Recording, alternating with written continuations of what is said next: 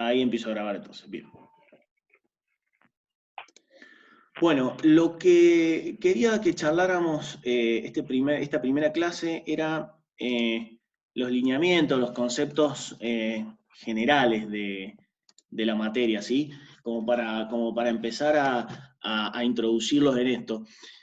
Lo que tiene calidad y los sistemas de calidad en general es que apelan mucho a las costumbres, ¿sí? A la educación, a la formación, a las buenas costumbres. ¿Sí? Bueno, justo ahora estamos en una época donde la gente se ha concientizado de lo que es el lavado de manos, por ejemplo, de lo que son los hábitos higiénicos, de lo que es un poco el contacto con las superficies en general. Eso es un poco la no educación sanitaria que tenemos, ¿sí? En general. Bueno, hoy en día nos hemos visto forzados todos a aprenderlo y a reforzarlo. Hay, hay muchas teorías, hay muchos autores, ¿sí? que han desarrollado los conceptos y todos los mecanismos y métodos de calidad. Yo por ahí voy poniendo frases o se las voy mencionando, como esas dos que ven ahí. Kaori Ishikawa está ahí, ese muchacho apuesto de la izquierda arriba, porque es uno de los impulsores de unos métodos fundamentales, ¿sí? Que los vamos a ver, que fundamentales, digo, que se aplican muchísimo, que son un método de espina de pescado o de Ishikawa, justamente por el nombre, que se aplican para resolver cuestiones de reclamos y demás en control de calidad, sí que ya lo vamos a ver un poquito más adelante. Y bueno, Henry Ford, el de la derecha abajo, ni hablar, ¿no? Eso es algo importantísimo. Solo hay algo más caro que formar a las personas y que se marchen, ¿sí? Sino que no formarlos y que se queden. Lamentablemente en Argentina, sobre todo el empresario argentino, no lo aplica a eso, ¿sí? O sea, no invierten en capacitación, muchas veces dicen, bueno, es un periodo temporal, entonces no lo vamos a capacitar, no le vamos a dar mucha pelota, total se va. Y está mal, ¿sí? Es un concepto totalmente erróneo, así que bueno, por ahí lo dejo para que lo recuerden. Se habla, es bastante filosófica esta parte, ¿sí? De calidad y demás. A ver, lo primero que quiero que pensemos es el concepto, ¿no? de calidad. ¿Qué es? ¿Qué representa? Cómo se percibe, digamos? Porque va mucho por ese lado, ¿no? De la percepción que tienen las personas, ¿sí? Obviamente nosotros, nuestra función técnica es definirlo, ¿no? Y definir parámetros y definir cosas para decir esto para nosotros es calidad, ¿sí? Pero fíjense que a ver, muchas veces, como escribe ahí abajo, es un símbolo de preocupación, ¿sí? Por entregar un buen producto. En cambio, en otros sectores, digamos, por otro lado, el pensamiento se centra en la excelencia, ¿sí? O sea, ahí lo podemos separar. Uno es entregar el producto como corresponde, ¿sí? Un buen producto y que sea funcional, y del otro lado que tenga excelencia, que no tenga defectos, que no tenga errores, ¿sí? Ahí vienen dos cosas generales. Primero, si mi producto va a ser funcional, pero puede tener defectos, o la ausencia total de defectos, digamos, ¿sí? Eso son dos cosas importantes y que uno tiene que mentalizarse también. Obviamente va a depender de qué lado estamos, ¿no? Si del consumidor o del productor, ¿sí? Entonces ahí es donde se genera esta ida y vuelta entre lo que yo te quiero vender y lo que vos me querés comprar, ¿sí?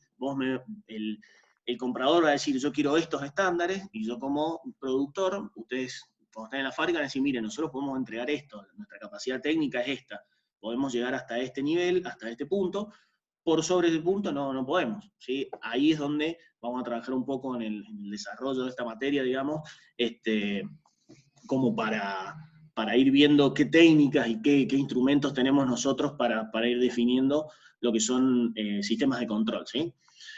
De calidad, no de control de equipos, que lo veremos en la otra materia, algún día. Bien, entonces, bueno, ahí van teniendo un poco qué representa para cada uno un poco este nombre calidad, ¿sí? Fíjense que para el productor, ¿sí? Que el producto tenga realmente las características según las cuales fue diseñado, y acá es donde viene la otra pata, ¿sí? La que satisface a un consumidor, pero a un costo razonable. Ahí es donde está la limitante, ¿no? ¿Por qué no hacemos control de calidad a todo? Ya vamos a ver lo que son muestreos, sistemas de muestreo y demás, pero que sea un costo razonable, ¿sí? Ahí es donde vienen los problemas. Abaratar costos es donde empiezan los problemas que uno entiende como problemas de calidad, ¿sí? Entonces, hablamos de precio razonable a un costo, ¿sí? Razonable. Eso es lo que se define como utilidad, esa diferencia. Entonces, como les había adelantado hace un rato, esto es muy amplio, es muy relativo, este concepto de calidad, ¿sí? Pero es una relación, en definitiva, ¿sí? Entre el cliente y el consumidor en cuanto a las expectativas, ¿sí? Y la satisfacción que genera. A ver, nosotros estamos en el rubro alimenticio, entonces, bueno, por ahí nuestro producto es tal, no tenemos tal vez un servicio postventa, ¿sí? Ya vamos a ver enseguida en los ciclos, pero en otros rubros hay mucho atención al cliente, servicio postventa que forma parte importante de este concepto de calidad, ¿sí? Que no es solo desprenderse del producto, sino generar un servicio postventa. Y lo mismo que la disposición final del producto, donde ahí sí, para nosotros es relevante, como por ejemplo qué pasa con los envases, que si son reutilizables, si son reciclables, qué fin le damos nosotros. Eso entra también en lo que es la responsabilidad social de parte de la empresa. Somos responsables los que producimos, somos responsables de nuestros productos, ¿sí? Y eso hace también al envase. Entonces, bueno, debemos brindar una solución o por lo menos tener un plan de recolección o por lo menos de disposición final, ¿sí? Bueno, entonces, en definitiva, ¿sí? Esta calidad va a ser una correcta interpretación, ¿sí? de esta expectativa que tiene el consumidor, ¿sí? Y su satisfacción, que va a permitir que el producto sea bueno. Justamente ahí, entender al consumidor, entender lo que quiere, desarrollar un producto acorde a esas expectativas es lo que nos va a permitir vender, ¿sí? Vender en el mercado.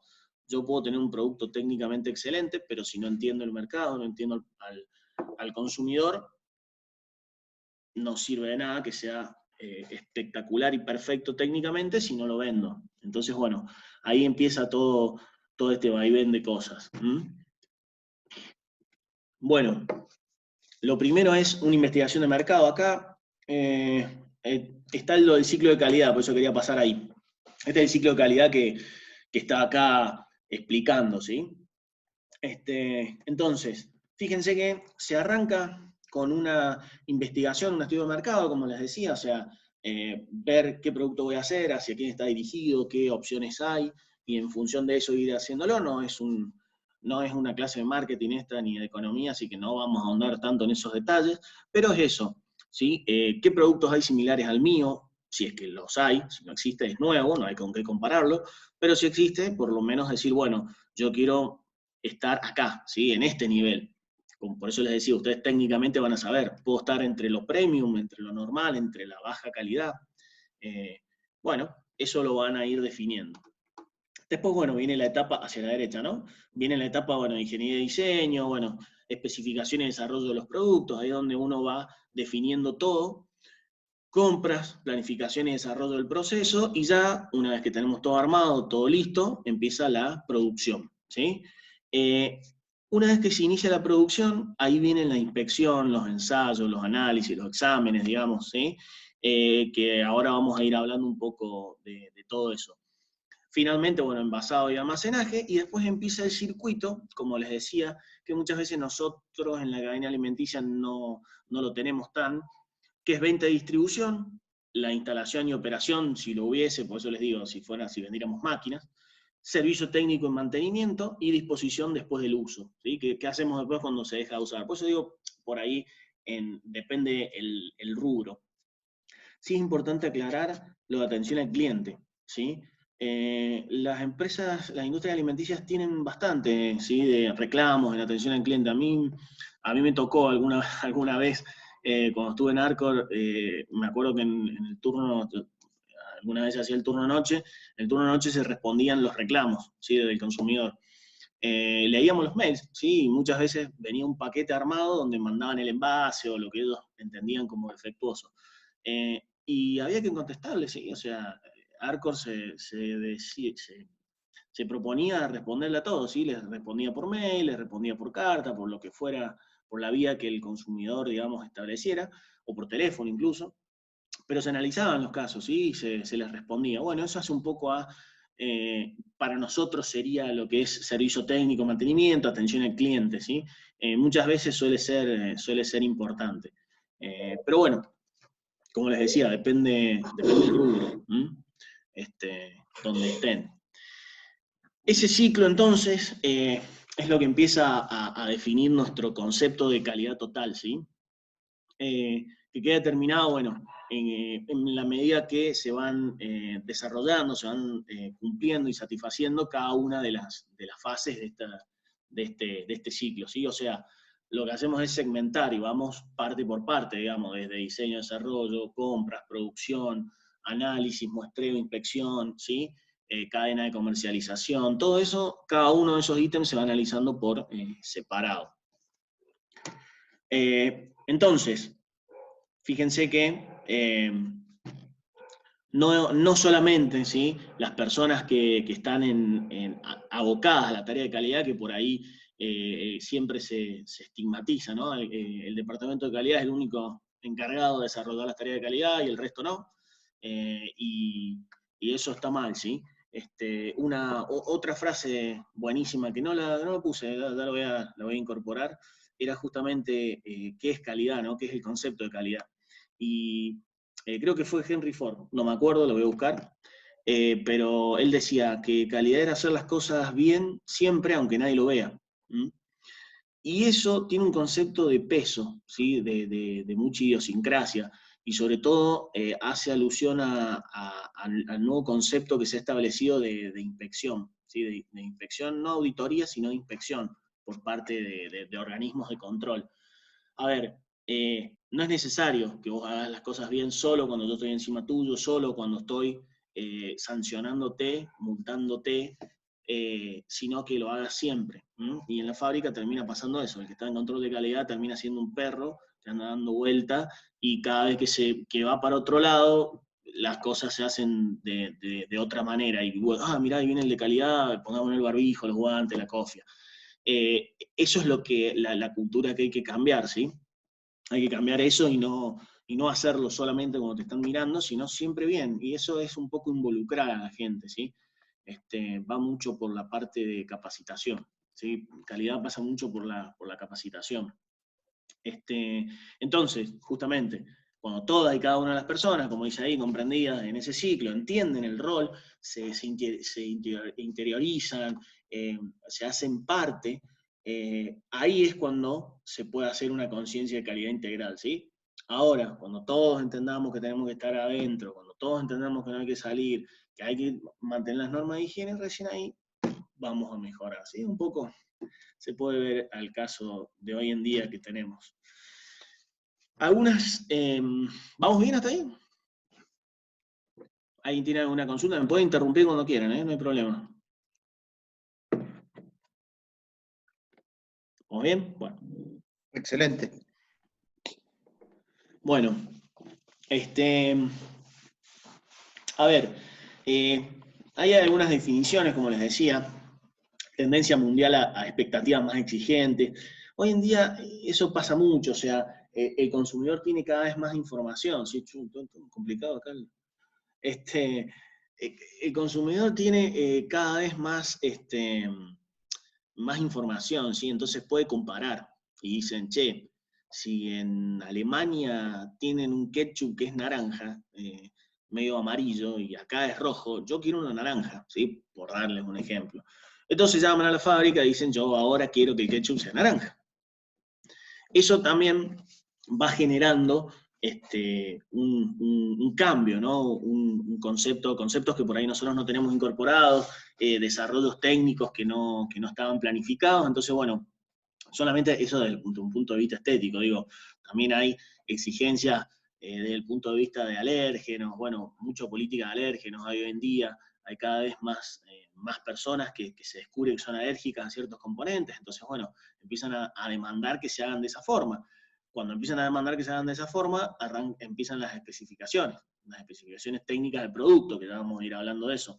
O sea, el producto nuestro lo vamos a hacer así, de esta forma. Entonces ya está establecido y hay que cumplirlo. Eso es empezar a trabajar un poco con sistemas de calidad. Y siempre va a ser con el propósito de satisfacer las necesidades y los requisitos de los usuarios, consumidor, para nosotros, ¿sí? Entonces, acá tenemos algunos sistemas de control que voy a ir desarrollando. Control por variable, por ejemplo, ¿sí?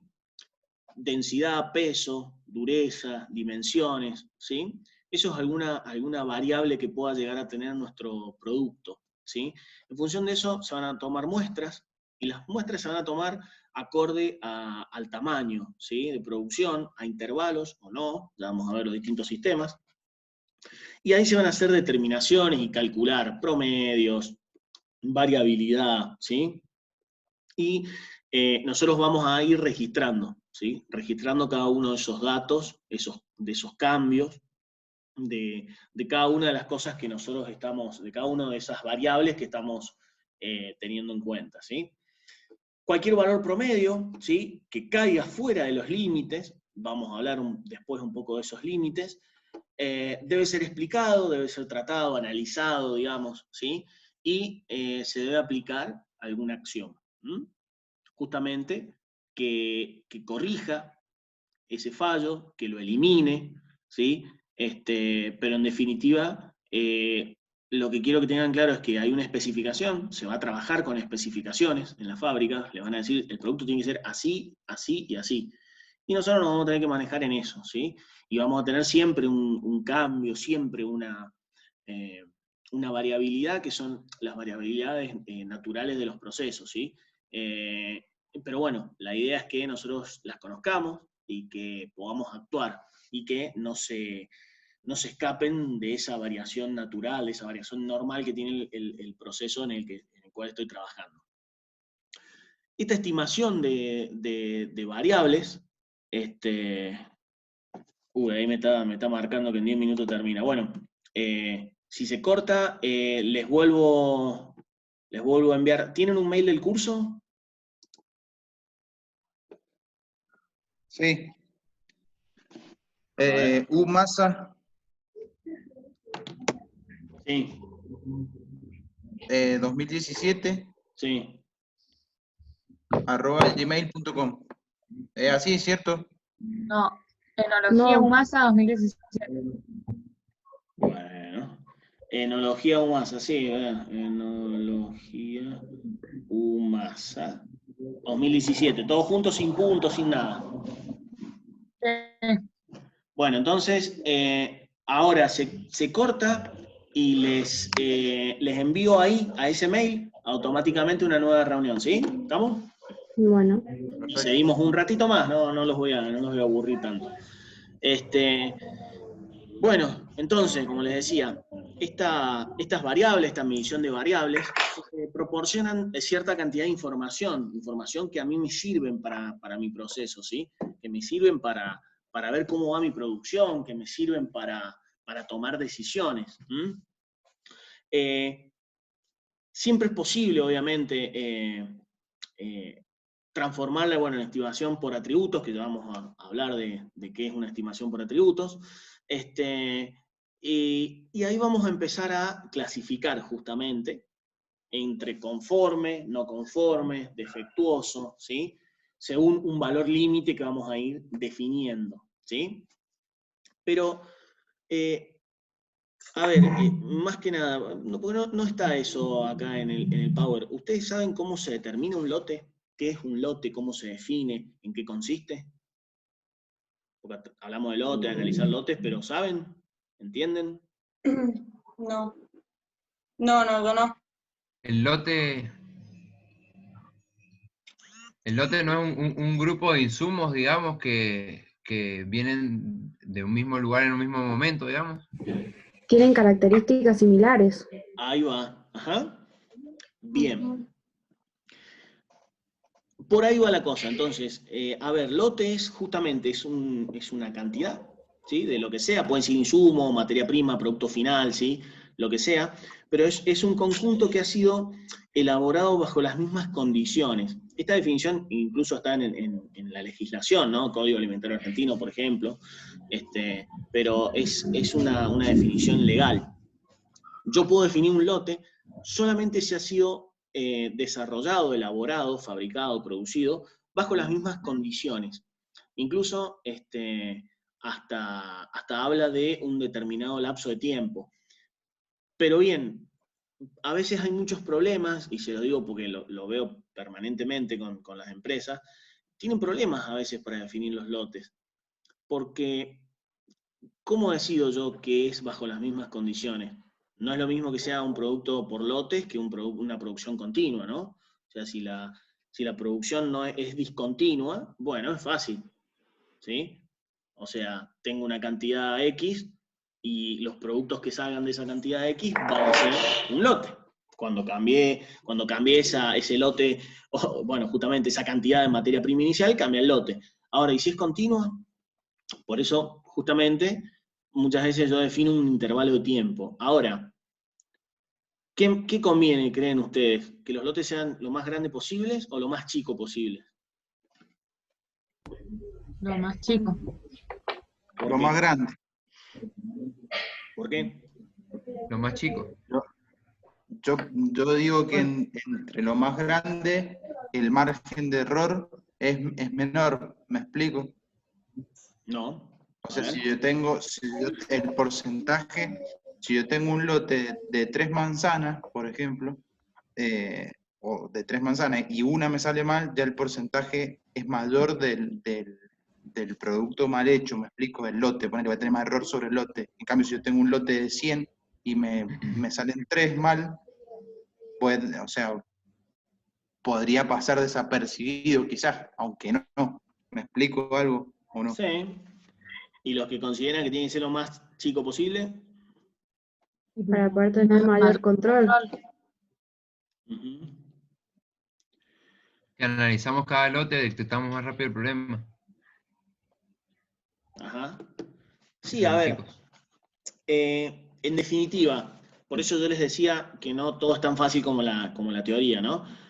Si bien tiene que ser bajo las mismas condiciones, yo dentro de esas mismas condiciones también puedo definir lotes. Siempre van a tener que ser bajo las mismas condiciones, eso está claro, es legal. Pero yo puedo decir, mirá, yo hago 1 millón de latas, 1 millón de botellas bajo las mismas condiciones. No quiero que mi lote sea 1 millón, quiero que sea de 100.000, por ejemplo. Entonces voy a definir más lotes. A ver, que el lote sea lo más chico posible o lo más grande posible, influye mucho también en cómo es mi proceso, cómo es mi producto, ¿sí? El tema estadístico, a ver, déjalo de lado porque también por ahí es un tema de probabilidad, ¿sí? Si yo tengo 100 unidades, es más probable que haya un defecto que si tengo 5, con ese criterio, digo. Entonces, es más que nada según el proceso que yo estoy haciendo, ¿sí? Cómo es mi producto. Además, recuerden, desde los puntos de vista legales, si yo tengo lotes muy grandes, si tengo un problema en un lote, tengo que aislar un lote grande, ¿sí? Entonces, bueno, hay que tener ahí un criterio y analizar la situación y ver dentro de lo que me permite el marco legal, que es las mismas condiciones, definirlo yo y ver qué me conviene, ¿sí? Eso es un poco lo que uno tiene que hacer, ¿no? No es que haya una receta, digamos, sino que muchas veces hay que evaluarlo ahí en función de qué es lo que tengo. Pero bueno, eso era como para ver un poco lo que es muestreo, el lote, perdón. Como les decía, para evaluar, ¿sí? esta calidad de la que venimos hablando, generalmente se emplean, bueno, características sensoriales, ¿sí? Y Y ahí generalmente se incluyen, bueno, materiales envasados, de determinación, ¿sí? Evaluaciones de composición, concentraciones, controles microbiológicos, bueno, una serie de cosas que en general ya ustedes conocen. Para la realización de las estimaciones, ¿sí? Se hace generalmente necesario contar con muestras, ¿sí? A ver, yo normalmente voy a tener una muestra a evaluar, ¿sí? Y debe ser, obviamente, representativa, por eso les decía recién cómo definimos un lote. Porque, a ver, yo de mis productos que elaboré, ¿sí? Como decía recién, hice 1000 botellas. ¿Cuánto es representativo para mí? ¿Cuándo puedo decir yo, mirá, yo analicé este lote y es apto? ¿Cuántas analizo de las 1000? 900, 500, 300, 2, 3, 5. ¿Desde dónde? Las primeras, las últimas que salieron, las del medio. Bueno, eso hace un poco a todo lo que son los sistemas de muestreo, mi planificación que tengo para el muestreo, ¿sí? Esa muestra de evaluar debe ser representativa, como dice acá, ¿sí? Del total de la partida. Y eso se consigue solamente si se toma correctamente la muestra. Y en ese correctamente es un poco lo que viene acá, ¿sí? ¿Qué es representativo? ¿Sí? Tengo que formularme esas preguntas, ¿sí? ¿Qué cantidad de muestra? ¿Cómo la voy a tomar? ¿Con qué? ¿Con qué elementos, digamos? ¿Dónde se coloca esa muestra? Pues yo saqué la muestra, ¿y qué hago con esa muestra? ¿Dónde la guardo? Y probablemente, bueno, algunas otras preguntas, ¿no? Pero la mayoría en general son ¿cuánto? ¿Cómo? ¿Con qué? ¿Desde dónde? Que es la que no está ahí, por ejemplo. ¿De dónde? Tengo un pallet, de arriba, abajo, el medio. Y después, ¿dónde la voy a almacenar esa muestra? ¿Sí? ¿Dónde la voy a guardar? Porque también la voy a tener que guardar. ¿Sí? Voy a cerrar ahora sí, y les envío el link ya, por mail, ¿sí? Y retomamos. Tomemos 2 minutitos mientras lo hago, ¿sí? Ya seguimos. Perfecto.